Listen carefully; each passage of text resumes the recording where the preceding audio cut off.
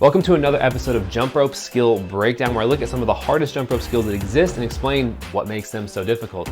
Today's video is arguably one of the most historic double Dutch achievements ever. It is the Grand Central Station. Let's take a look at exactly what this skill is.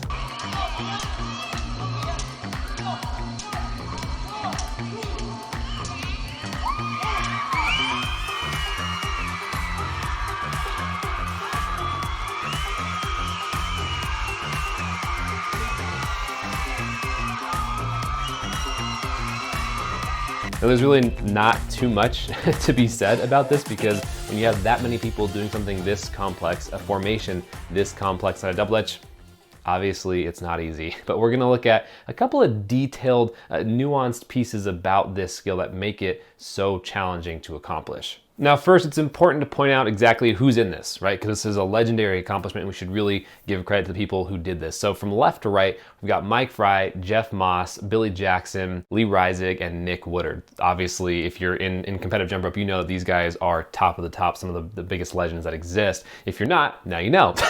So what makes this so challenging? Let's start at the top with Billy, right? So Billy is stacked on top of Lee and Jeff. So his role is to stay balanced and make sure that his hands don't slip off of the backs of these two guys while he's doing that push-up, which is obviously that is a challenging endeavor in and of itself. Now the two guys below him, Jeff, Lee, not only have to support his body weight, but they need to continuously bound up into the air and get enough air out of their push-up so they can not only clear the rope, but clear the dudes underneath them as well. And then we've got Mike and Nick. Now these two positions that these guys hit, there's oh man, it's very difficult. So not only are they going underneath, right? So they're already a little bit compressed. They have to be lower than a normal push-up position and still get air. So it's like a weird balance of like, you need to bounce up into the air, but you also can't be too high and smack the person above you. Or sometimes you do and you just kind of, roll with it. But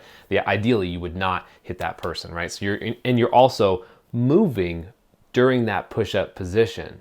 So Mike is staying elevated and he's allowing Nick to pass underneath him. So whereas with Jeff and Lee, there is a perpendicular formation happening, Nick and Mike are going directly at each other. And so Mike has to be very wide, still get air, but still stay low. And he's like simultaneously raised up and lowered depending on where he is as he's traveling across.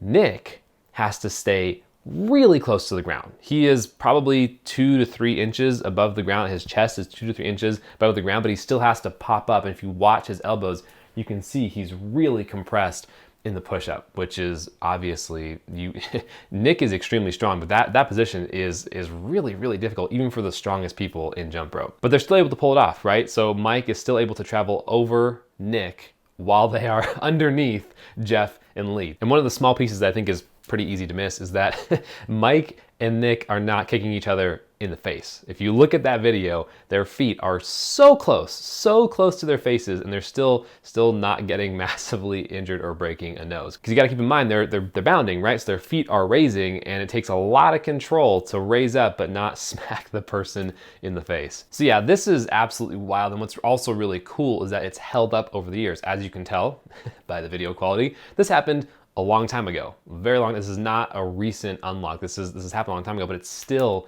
held up over time as one of the most difficult things to do in double Dutch. So shout out to all these guys for pulling this off and making it happen. All right, if you enjoyed this video, send it off to a friend that you think might also enjoy. If you have any questions at all, drop a comment down below, and I will see you guys in the next Jump Rope Skill Breakdown.